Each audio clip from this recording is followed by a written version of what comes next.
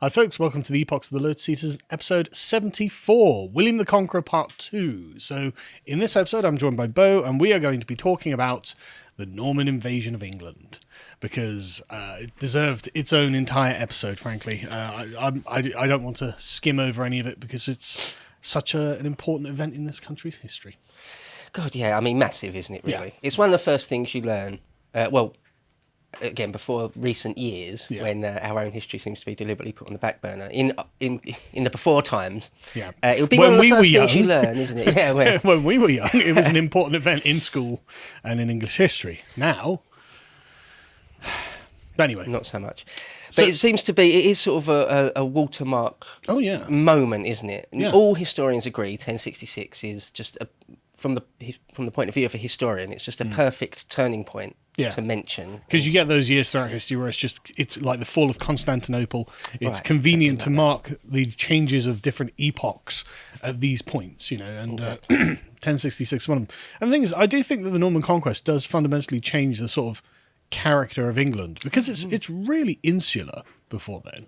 Like England, the English aren't imperial in any way, shape or form. They don't seem to have any desire to, own Scotland or Wales or Ireland or France or anything like that. This is all the Normans, as far as I'm concerned. And it's just very, very interesting, I think. How the Normans basically use England as like a base of resources to start just conquering everything. Yeah, absolutely. The sort of the English character, for want of a better phrase, is just heavily stamped with Normanness. Yes.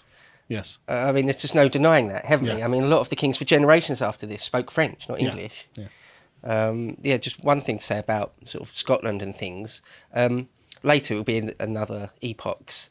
William launches a campaign into Scotland. And I was reading a thing just the other day saying it was only Athelstan had done that. So it wasn't common, it wasn't usual, because in later history it's quite usual. We have endless back and forth with Scotland. But until then, it was... And Athelstan only did that because the Scots got involved with us, didn't they? That's right, yeah. Yeah. Well, it wasn't like he was like, right, your land's mine now. You were coming down here. Go away. Go back. Same reason why William does it in the 1070s. Yeah. It's because he sort of had to, because the King Malcolm just kept harbouring his enemies. Right. Okay. So as we previously covered, it is possible that there is a legitimate claim that William, as legitimate a claim to England that William has as Harold Godwinson, because Edward the Confessor may well have actually pledged the throne of England to him, because he had no children of his own, and Edward the Confessor married to Emma of Normandy, deeply connected to the Norman court. He may actually be the legitimate successor. Yeah, I mean, you can say that Harold Godwinson and William of Normandy both have a claim. And you can say that both of those claims are really weak as well, though, can't you? You can. Yeah. And a lot of people argue that the true heir should have been Edgar the Atheling, who at this point in 1066 is still a teenager. Right. And not sort of a badass teenager like William, a normal sort of teenager who still is controlled by the powerful magnates around him. Yeah. But he's like a nephew or great nephew of Edward the Confessor, and I will be talking about Edgar Atheling a little bit in this one, but probably leave more of his story for a later one. Okay. Because he does come into it. He isn't sort of immediately killed or anything, so he does come into it. I'd like to do today the battle, and maybe hopefully also his William's coronation. We'll see how it goes. Spoiler alert: if nobody knows. Yeah, if you didn't know, William the Conqueror does win the Battle of Hastings. So, all right. So should we get into it? Yeah. All right, so we talked about in another one, the one with Harold Hardrada, that there was a battle up north, the Stamford Bridge, but a smaller battle just before that, Fulford. And the two earls that fought in that, Morcar and Edwine, the brother earls of Mercia and Northumbria, were there. And they come into it a bit later. So I've got a line here from Sir Charles Oman that talks about basically Harold Godwinson's kind of position at this point. Oman says... but to appease the stern Duke of Normandy, he knew was impossible. And he looked for nothing but war from that quarter. Indeed, he was hardly mounted on the throne before William sent over ambassadors to formally bid him fulfil his oath and resign the crown, or take the consequences. It need hardly be added that Harold replied that the Witan's choice was his mandate, and that his oath had been extorted by force. So yeah, just in case you missed the last episode, Harold had found himself washed up on the coast of France, went to the Norman court, and apparently gave an oath to William, the bastard, that he would support him in his succession to the throne of England. And Harold appears to have gone back on that now. Yeah, apparently swore on sort of sacred relics and things, sort of as serious as an oath can be. Yeah. However, there was one historian I was reading, might be Nicholas Vincent, who was saying that even in those days, it was accepted that if an oath is extorted out of you, though, it's not, it's fair dues to sort of go back on it. It's like if you're forced to marry someone, it's sort of okay just to declare it null at some point, because... And there's no doubt that Harold was within William's power, so, it's not like he could have said no. Yeah. So...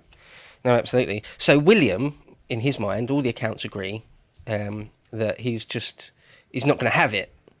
He's not Unsurprisingly. he's not going to roll over and just accept that Godwinson is now the King of England. He's just not going to have it. Omar goes on, the Duke of Normandy was firmly resolved to assert his baseless claim to the throne. See, Omar says it's baseless.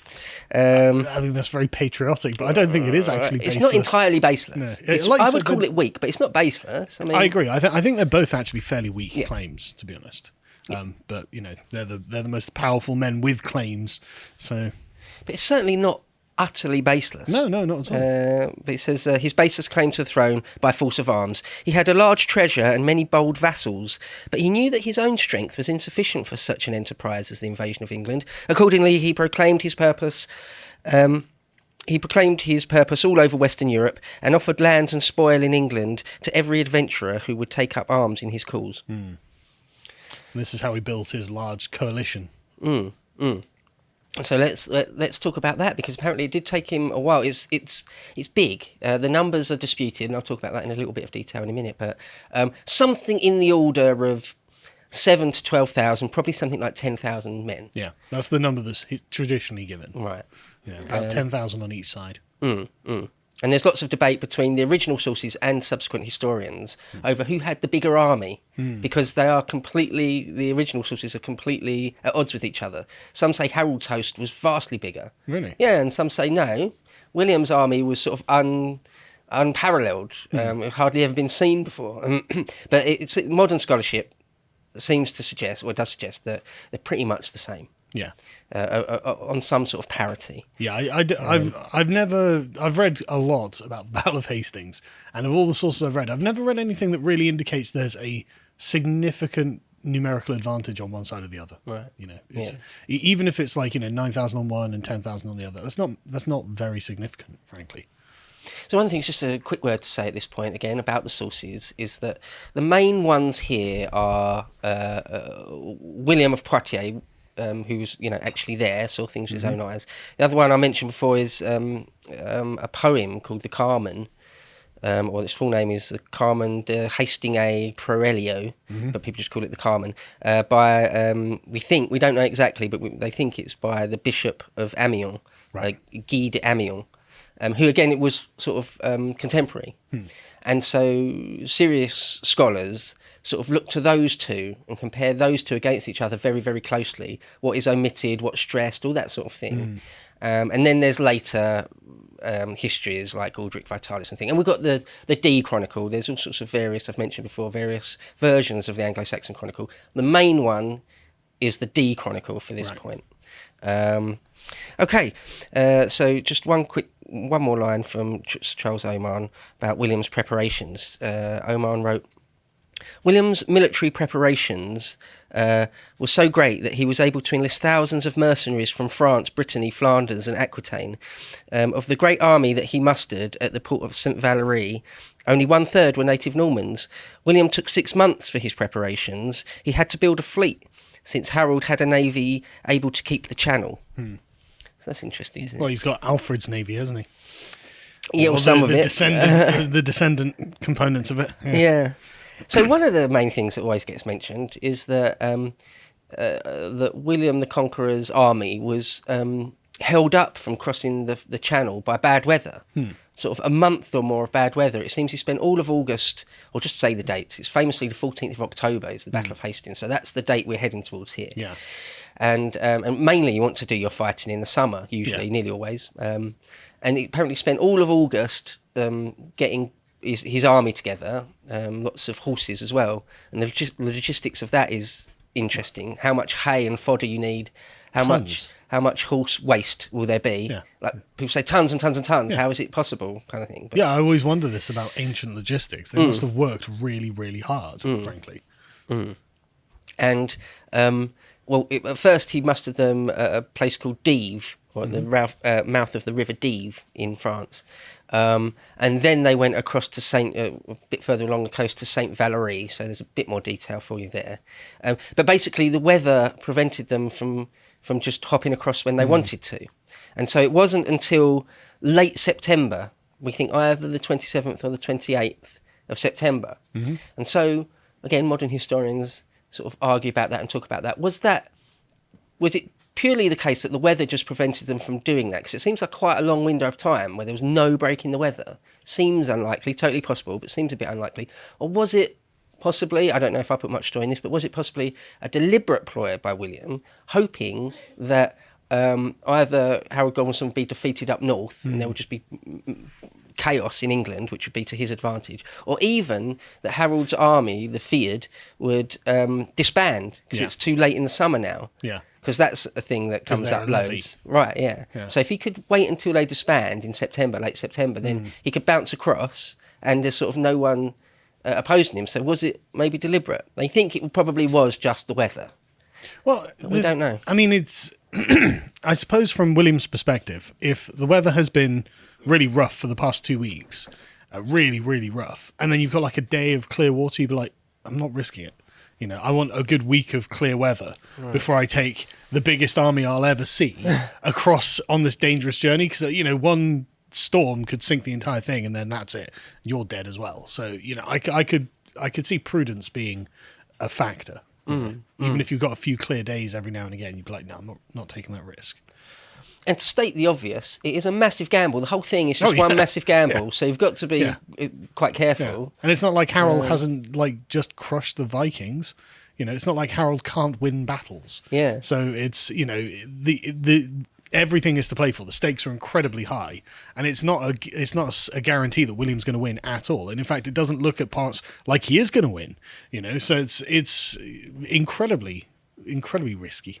Yeah, Harold Godwinson had just killed Hardrada, arguably the most famous, greatest warrior in the world, sort of thing, in the Western world. So yeah, it's obviously no pushover. Yeah.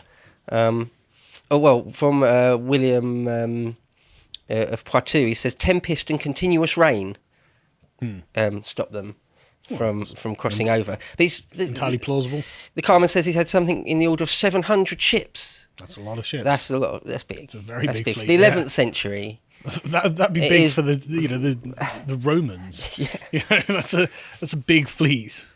And we see in the Bayeux Tapestry, it shows them like loading up all the horses and all this thing. The Bayeux Tapestry is great.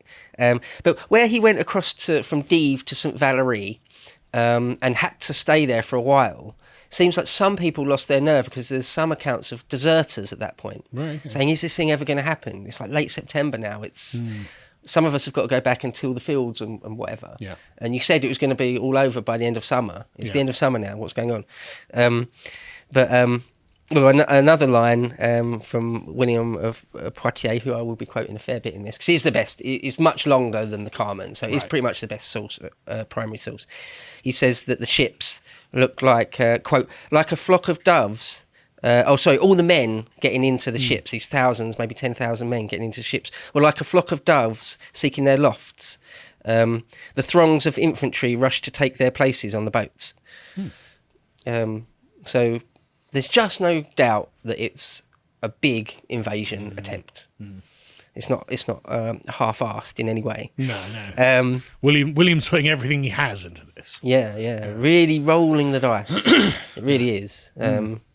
And so either on the 27th or the 28th of September, around evening time, when the tide is at the right ebb, they launch out, and it's from St Valery to Pevensey, where they actually originally landed, which is very near Hastings. You know, it's in that part of the world. Absolutely, I'll put a map up. That's about 60 odd miles, because everyone knows from Dover to Calais is the shortest possible distance. So, but still, it's about 60 odd miles. If you're travelling in a ship of those days, it's not more than 2, 3, 4 knots. Yeah, so it takes like 12 hours to do that. It's not, because when you get a ferry from Dover to Calais nowadays, it's like, what, 40 minutes? Yeah, something like that. Whereas there it's like 12 hours for them to make this crossing, and it's not unfraught with danger, should we say? No, not at all. Because the weather could turn. The English Channel is famous for the weather turning, and suddenly what was a calm sea is just massive breakers. Yeah. So yeah, well, but this is why I suggested William might actually have been like, yeah, we'll wait for the weather to, you know. Yeah. It's not stupid. No, not absolutely. at all. It's the right call. It's absolutely the right call. I mean, it's sort of, you just can't if the channel is in a tempest. Yeah. You just can't attempt it in Far those too dangerous. in those vessels. Yeah, of that day. So they go all through the night. William's ship, we know, is called the Mora. We don't really know why, but his ship was called the Mora, and it had it was quite often done even in the Spanish Armada. The lead ship would have a lantern or some sort of light at the back of it for everyone else to follow. And that's what he did. And when the sun comes up the following day, William and his ship find themselves just on their own. They've gone too far ahead. And they're completely on their own, just off the coast, just near Pevensey Bay, which is a great place to land. Because just the way it is, it's a great place to beach ships and things. He's all on his own, basically. And there's a bit of a panic aboard his ship. Well, unsurprisingly. So where's my fleet? Yeah. Like, oh, wait. Where's my giant army? It's all gone awry immediately. But apparently William's response to that was like, calm down. And he just ordered breakfast on his ship, including spiced wine, we're told. And we're told that he just sat down calmly, quote, as if he were in his hall at home. But then, soon enough, they see sort of 4 ships coming over the horizon or within sight. And then the rest of the invasion force. And we're told, William Poitier says, they look like, quote, a dense forest whose trees bore sails. Great lines, isn't it? All this sort of thing. Very imaginative. So when they do land on either the morning of the 28th or the 29th of September. One little story is that when William disembarks, he immediately fell down. Doesn't this happen to Julius Caesar? It's a trope. It's almost a trope. It's pretty much a trope. Yeah. And so some say, oh, that's a terrible omen. He's got unsure footing. God doesn't really he's not behind this because he just fell over. Anyway. Yeah, as you say, it's a trope. But the thing is it always seems to happen only to the successful men. Right. Yeah. You're right. Yeah. Like never that trope applied to the unsuccessful men. Well, Harold Hardrada didn't fall on the beach, did he? You know. Right. Yeah. Right. It's just interesting. Yeah. You're quite right. Yeah. If this little anecdote is true, apparently he laughed it off by saying, like, I've already grasped with my hands the land of England. I'm reasonably sure that's exactly what Julius Caesar's claimed to have said as well. Yeah. You know, it's obvious BS made up after the fact. I don't know why they thought that was a cool story. It's just not true. I'm sorry.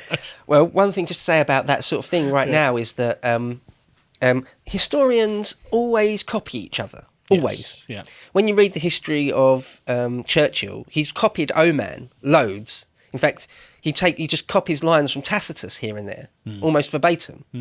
And that's in the modern age. Right. In the medieval times or before, sometimes they would copy whole pages from Tacitus or Suetonius. Yeah. They would just take a character description from Suetonius and say, this is what Charlemagne is like or something. Yeah. And it's like, seems to be word for word, the Latin word for word of what Suetonius said, but okay. And one example of that is that they said William the Conqueror was quite abstemious with his drink.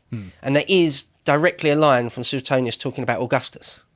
Just an example. I was going to say, I'm not adverse to them, like, quoting, here's Suetonius' description of Caesar or whatever, because it's like, the closest description in time, whatever you have to that person, and so you want to, you've got nothing to innovate there, right? It's like, I don't know, I have no idea. This is just what I'm not adverse to that, but copying like line for line and then just applying that line to someone, that you're writing about, that's very lazy.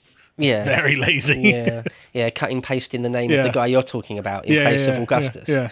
Or one thing could be that, say, William the Conqueror was actually abstemious with He his might wine. well have been, and so yeah. you're like, well, here's a great famous passage that everyone knows and loves. It might not be like really underhanded. It's more sort of just the convention. It's just sort of what was done. To us, it looks lazy. Yeah. But you'd maybe it's not say- exactly that. I You'd don't say, know. as Suetonius said of Augustus, Right. William was, Right, yeah. you know, and you would not be criticised in any way for saying that. You know, it would be fine. Well, sometimes they take biblical lines from Yeah, things. yeah. And again, not everyone, but lots of people would sort of know. They sort of, that's the tip of the cap to something from the Old Testament or Yeah, whatever. yeah. Okay, so William and his army land at Pevensey. Apparently there was an old Iron Age fort there that he immediately sort of does up and, makes better, makes usable. Occupies. And that's what he does with a couple of other places. Like, so they go along to Hastings, because again, I say the battle's on the 14th of October, so there's still a good couple of weeks here, isn't he? He goes along to Hastings, and again, there's an old fort there, sort of from time immemorial, which he does up, and like the tapestry shows them building a motte, a fake hill that you can defend and make palisades and ramparts around and build a castle, actually. Probably of wood in the first instance, but later in stone. So they do that a couple of times. If there's one thing that an army's useful for, it's building things. This is just one of those things that's throughout all of history. It's like, I've got 10,000 men and none of them are doing anything, but they all have to do exactly as I say. Go and chop down some trees. You know, like we did the one of the first epochs talking about how the Roman camp was built by the soldiers. It took an hour in the evening.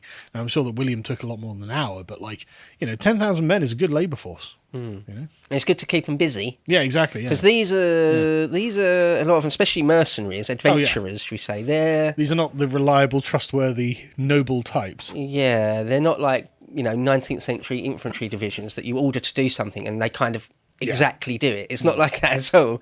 These men will sort of do as they please and do bad things. Well, the tapestry shows us all the horses coming off the off the ships and stuff. But so it seems that the Normans do immediately start sort of pillaging and ravaging and burning everything.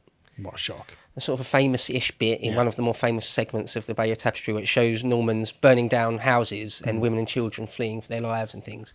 Because it seems that what William did, his logistics, were that when they were still in France mustering, he would provide all the fodder and everything needed. But once they've bounced across the channel, it's every man for himself. It's foraging. Yeah, well, they have to. And so at what point does foraging become ravaging, I mean, depends who's writing the story, doesn't Exactly. it? For the English, they were ravaging the countryside, but for the Normans, they were foraging the countryside. But yeah, no, that doesn't surprise me at all, though. And I don't, it would have happened either way for anyone. If we were invading them, we would have done the same. So it's just, quite possibly. normal course of events. Yeah, that's right. It's pretty much par for the course. Yeah. So to switch just over to Harold real briefly, he's up north. He just fought the Battle of Stamford Bridge. Yeah, he's thinking, wow, that was a tough year, wasn't it, lads? yeah. Surely that will be one of the biggest tests of my reign. Thank God I passed. Yeah, exactly. And so he must have had some indication that William was going to come, though. Well, yeah. I mean, as I said, one of the Omen quotes, it was he'd already sent him a letter as soon as he became king, saying, "You're gonna, I am the king, right?" Yeah. So he knew. It didn't come out of clear blue sky. Right. Okay. So York is something in the order of 270 odd miles down to the south coast, something in that order. And it would have been, again, the exact timings of this aren't known, but we think it would have been 2 or 3 days after the Battle of Stamford Bridge, he would have got a herald, he would have got a messenger saying the Duke of Normandy has landed. And so, sort of famously, Harold speeds south. Yeah, really quickly. Super quick. It was famous how quickly he got up there, but he comes back in like 4 or 5 days. Yeah. 270 miles in 4 or 5 days. That's lightning quick. This is Julius Caesar levels of marching your infantry around. Also, that's the thing people say, it must have been only really the mounted men. So that's one thing that sort of the primary school level, armchair level histories don't make clear, but it must have been the case that most of the unmounted men stayed in the north and all his mounted men literally sped south. And then they got levies on the way and from the southern counties, places like East Anglia and Wessex, which is Harold's seat, Sussex, places like that. So a lot of the unmounted men of the north followed behind him, but more slowly. because you just cannot march men that fast. No. Oh, and at least not expect 50 them to miles be a day is not possible. and not expect them to be useful at the end of it either. You know, even if you did somehow force march them day and night, you know, there would be nothing on the battlefield. There'd be no good at all. Yeah. And you can't march men 24 hours a day. No. Not for more than a day or two on the trot. You just can't do that. So anyway, that's something to mention. It wasn't just simply the whole army that fought at Stamford Bridge all come south like that. It's more staggered. Yeah. And that's why when he ends up in London, or just before the actual battle itself, with less men than he might have hoped. But we'll get into that. There's one thing I think a great note is that William knew that Harold Godwinson had gone north to fight Hardrada and an invasion from Scandinavia. And he wouldn't have got word of the result of that battle until he landed in Pevensey or some point after that. So in other words, just before he's crossing the channel, he wouldn't have known which Harold he's going to have to fight. Yeah. I think I don't know why, it always brings a smile to my face, the realisation of that. To watch the full video, please become a premium member at lotuseaters.com.